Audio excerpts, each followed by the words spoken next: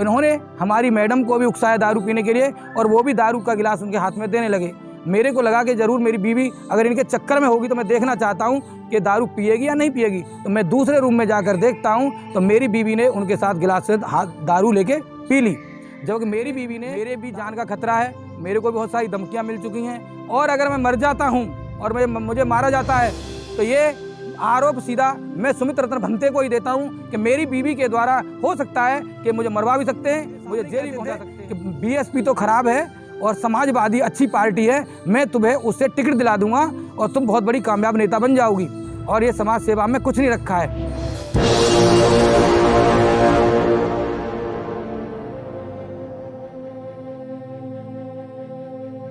जय भीम, नमो बुद्धाय।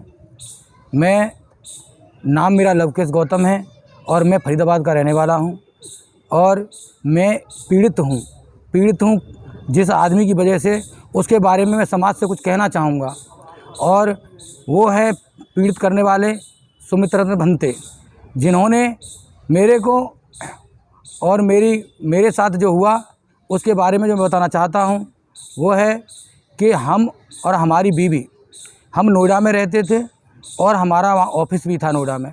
हमारी बीवी, उनका भंते जी का हमारे ऑफिस पे आना जाना भी था और हमारा उनके टेंट पर भी जाना आना था।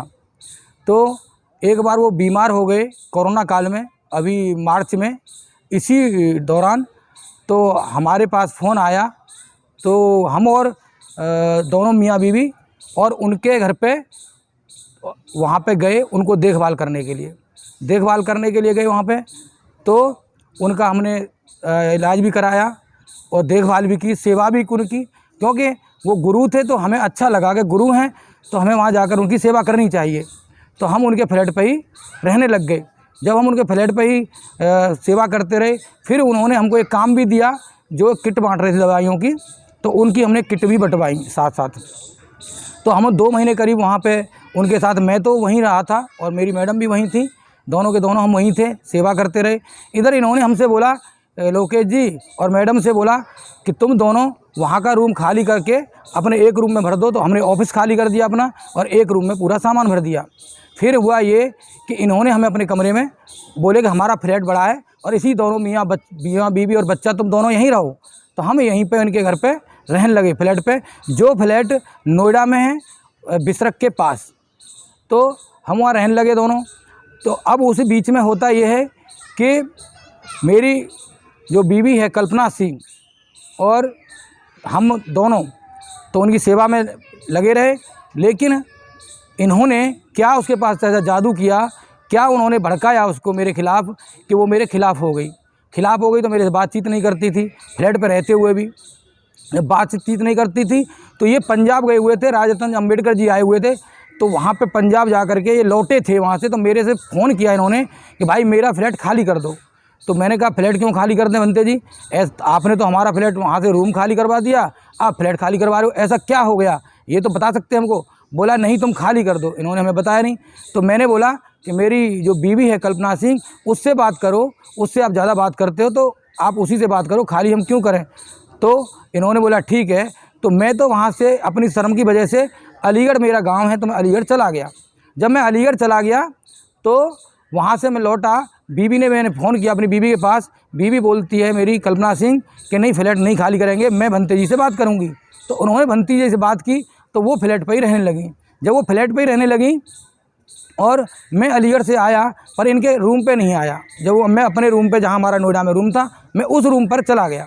जब मैं उस रूम पर चला जाता हूँ तो मैंने अपनी बीवी से कहा कि तुम मेरे साथ आ जाओ, लेकिन नहीं आई। उससे पहले इनके साथ हम जो रह रहे थे, इनके कई ऐब मैंने देखे थे जो मुझे बुरे लगते थे और जिसके बारे में मैं इनसे बोलता था। हो सकता है शायद उसी कारण इन्होंने मेरे को अलग किया हो और मेरी बीवी को अपने झांसे में ले लिया हो। तो वो ऐब थे दारू पिलाना, हमको अपने साथ मांस खिलाना। तो मैं तो मांस का आदी नहीं हूँ, न मैं मांस खाता। हाँ, हमने जब मना किया इनसे कि दारू पीना गलत बात है, भंते जी आप तो भंते हैं, तो इन्होंने बोला कि दवा के माफिक दारू पीनी चाहिए, कोई दिक्कत नहीं है, समय का बदलाव है तो पी लेना चाहिए। तो हमने कहा चलो भंते जी आप कह रहे हैं तो हम भी पीने लग जाए। तो हम वहाँ पर बैठ के इनके साथ दारू हमने भी पी। इन्होंने हमारी मैडम को भी उकसाया दारू पीने के लिए और वो भी दारू का गिलास उनके हाथ में देने लगे। मेरे को लगा कि ज़रूर मेरी बीवी अगर इनके चक्कर में होगी तो मैं देखना चाहता हूँ कि दारू पिएगी या नहीं पिएगी। तो मैं दूसरे रूम में जाकर देखता हूँ तो मेरी बीवी ने उनके साथ गिलास से हाथ दारू लेके पी ली। जबकि मेरी बीवी ने दारू पीने की वजह से मेरे को कई बार रोका और मैं माना भी उसकी बात, लेकिन जब उनके पास चले गए तो उन्होंने ये सब ऐब उनके अंदर भी डाल दिए। जब उनके साथ ऐब डाल दिए तो फिर इन्होंने जब हमको निकाल दिया फ्लैट से, तो मैंने अपनी बीवी से कहा कि तुम वहाँ से छोड़ आओ। तो मेरी इतनी बेइज्जती हुई है तो बीवी नहीं आई, बोली मुझे तो इनके साथ काम करना है और ये राजनीति मुझे करनी है, मुझे राजनीति में ले जाने के चक्कर में। जब मेरी बीवी सामाजिक काम करती थी, जो सामाजिक संगठन चलाती थी सर्व समाज एकता मिशन, उसका मैं ट्रस्टी भी हूँ और मेरी बीवी भी ट्रस्टी है। तो हम दोनों ये सर्व समाज एकता मिशन का ट्रस्ट चलाते थे दोनों जने। उसी बीच में ये मिले, इन्होंने जो मिले हमें तो हमारे साथ मेरे को मानसिक रूप से, जब ये मेरी जो बीवी है लखनऊ भी इनके साथ चली गई मुझे छोड़ करके। जब मैंने इनसे ये कहा था बनते जब मेरी बीवी को ले जा सकते हैं आप तो मुझे क्यों नहीं ले जा सकते, मैं भी सामाजिक आदमी हूँ, मैं भी समाज का काम करना चाहता हूँ। तो इन्होंने बीवी ने मेरे से मना कर दिया और ये बोले राजरत्न अम्बेडकर जी का नंबर डायरेक्ट इन्होंने लिया है, मैं थोड़े ले जा रहा हूँ, वो तो डायरेक्ट जा रही है। मैंने कहा आपकी वजह से तो राजरत्न अम्बेडकर जी का नंबर नहीं मिला इनको, आपको जानती है, लेकिन ले जा रहे हो तो मुझे भी ले चलो साथ में। तो मुझे ये ले जाके मेरी बीवी को अपने साथ ले गए लखनऊ। तो वहाँ 10 दिन रहे और मैंने अपनी बीवी के पास फ़ोन किया तो बीवी ने फ़ोन उठाना मेरा बंद कर दिया। जब फ़ोन बंद कर दिया तो मैंने सुमित रतन भंते जी के पास मैंने लिखा मैसेज व्हाट्सएप पर कि भंते जी मेरी बीवी को समझा दो ताकि वो मेरे से बात कर लिया करे, क्योंकि वो मेरी बीवी है और मैं उसके बगैर रह नहीं सकता, मुझे उससे बहुत प्यार करता हूँ। इसलिए इन्होंने मेरे से छूटते ही कहा कि तेरी बीवी कैसे हो गई, वो तेरी तो बीवी है ही नहीं, तेरे पे क्या सबूत है लिखित का, क्योंकि मैंने और मेरी बीवी ने दोनों ने लिव इन रिलेशन में शादी की है, जो हमारे पास सबूत है उसका। तो इन्होंने यही बोला। तो मेरे को बहुत सारा इन्होंने उल्टा सीधा भी उस पर बोला कि तू तेरी औकात क्या है, अपनी बीवी को तू रख नहीं सकता। जबकि एक गुरु का काम ये नहीं होता है कि औकात नापना। अगर मैं गरीबी में था तो इनको और संभालना था हमको और समझाना था हमको और हमारी बीवी को हमारी और हमको, लेकिन इन्होंने ऐसा नहीं किया हमारे साथ। इन्होंने हमारे साथ केवल हमको मानसिक रूप से प्रताड़ित करते रहे। जब जब मेरे पास फ़ोन किया इन्होंने मुझे धमकी भी दी कि तू मेरे साथ कोई ऐसी वो करेगा तो मैं तेरे को जान से मार सकता हूँ। पिस्टन ये रखते ही हैं। तो मैं एक दिन इनसे मिलने भी गया तो पिस्टन इनकी देख के भाई हमें तो डर लगेगा ही, हम तो गरीब आदमी हैं। तो इनकी पिस्टन ये रखते ही हैं। तो इन्होंने बोला मार देंगे हम तुमको, और मेरी बीवी को भी इसी बात के लिए इन्होंने उकसा दिया।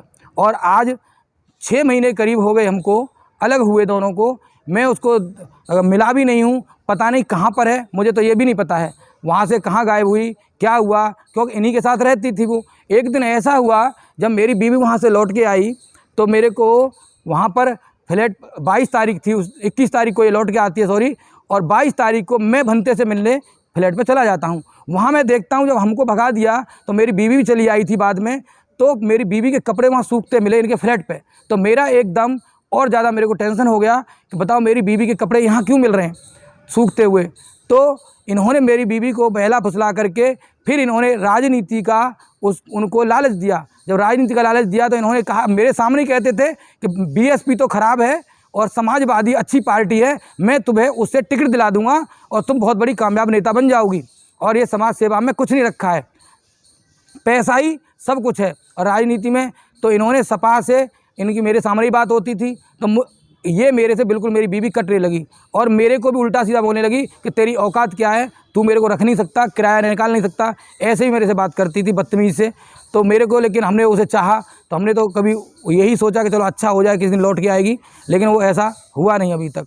जब हुआ नहीं है तो उसको ये ले जा करके और वहाँ पर अखिलेश यादव जी से जब उनको मिलाया मेरी मैडम को, तो मुझे तो बताया ही नहीं मेरी मैडम को, जो कि मेरी मैडम का कर्तव्य बनता था कि अपने आदमी से भी हम पूछ लें कहीं जा रहे हैं तो, लेकिन उसने इसके बारे में कुछ नहीं जानकारी दी हमको।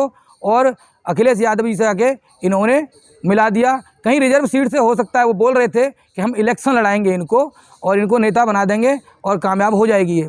लेकिन मैं तो भंते जी को तब सही मानता जब वो मेरे को भी साथ में ले करके और मेरी मैडम को साथ में ले करके साथ में काम करते, तो मैं मानता कि इन्होंने मेरे साथ अच्छा किया है। एक गुरु के पास इसलिए जाया जाता है कि वो गुरु हमारी रक्षा करे, हमको और कोई रास्ता बताए, लेकिन उनको हमारे को रास्ता नहीं बताया, उल्टा हमारी बीवी को हमसे गुमराह कर दिया और बिल्कुल हमसे अलग कर दिया। आज हमारी बीवी भी हमको धमकी देती है कि तू हमारे हमारे खिलाफ जाएगा तो तुझे मैं मरवा दूंगी। जबकि मैं कोई खिलाफ नहीं जा रहा उनके, न मैं कुछ से कोई खिलाफ बात करता हूँ, न मैं उससे, मैं तो चाहता ही हूँ उसको, कोई मैं खिलाफ की बात नहीं करूँगा उसके प्रति, क्योंकि वो बहक गई है गलती से, बंते जी की वजह से।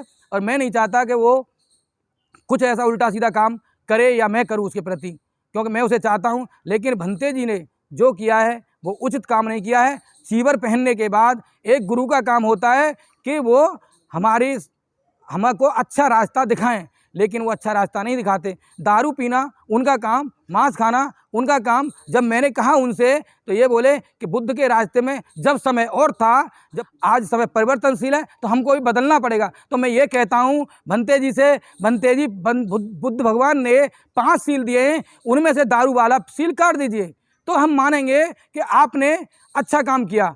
आज तक जब आप ऐसे ही काम कर रहे हैं और दूसरों के घर तोड़ने का काम कर रहे हैं तो आपके लिए अच्छा नहीं है, ये समाज को गुमराह कर रहे हैं। वैसे आप बहुजन मैत्री सम्मेलन का काम कर रहे हैं। आप बताइए ऐसा कौन सा समाज है? समाज तो पहले से जगा हुआ है, आप क्या जगाना चाहते हैं? आप तो सही रास्ते पर लाना ही नहीं चाहते। अरे इसका भुक्तभोगी तो मैं हूँ भंते जी, जो मैं बोल रहा हूँ। मैं आपके साथ रहा हूँ, मुझे पता है आप कितने समाज सुधारक हैं। केवल राजनीति करने में ही आप माहिर हैं। आपको पैसा चाहिए, आपको दौलत चाहिए, राजनीति में पद चाहिए और समाज का कुछ भी हो। और हमारा समाज भी उन्हीं के बहकावे में आ रहा है। वो भी ये नहीं सोच रहा है कि पर समाज करे क्या, उनको भी पता ही नहीं है, क्योंकि वो तो दूर रहते हैं, दूर से देखते हैं, यूट्यूब पर देखते या देखते कि अच्छा काम कर रहे हैं। लेकिन भेड़िए के रूप में चीवर पहन रखा है, वो कहाँ से अच्छा काम कर रहे हैं? मैं खुद उनसे प्रताड़ित हूँ, क्योंकि उन्होंने मुझे धमकी दी है मारने की। और मैं समाज से ये अपील करना चाहूँगा कि भंते सुमित रतन जैसे लोगों का बहिष्कार होना चाहिए, क्योंकि ये चीवर के रूप में एक भेड़िए का काम कर रहे हैं, जो इनके लिए, हमारे समाज के लिए ये ठीक नहीं होगा और ना ठीक है। और मैं समाज से यही अपील करना चाहता हूँ कि वो मेरी जान का भी खतरा है, मेरे लिए उन्होंने बहुत कुछ बोल दिया है। व्हाट्सएप पे भी मेरे से बोला है, व्हाट्सएप कॉल करते हैं मेरे पास तो मुझे धमकी देते हैं कि तुझे मरवा दूंगा, तेरे साथ तेरे जेल पहुंचवा दूंगा, तेरी बीवी के द्वारा तेरे पर आरोप लगवा दूंगा कि तैने अपनी बीवी के साथ शोषण किया है जितने दिन से, और बीवी को कुछ नहीं कर पाया तू।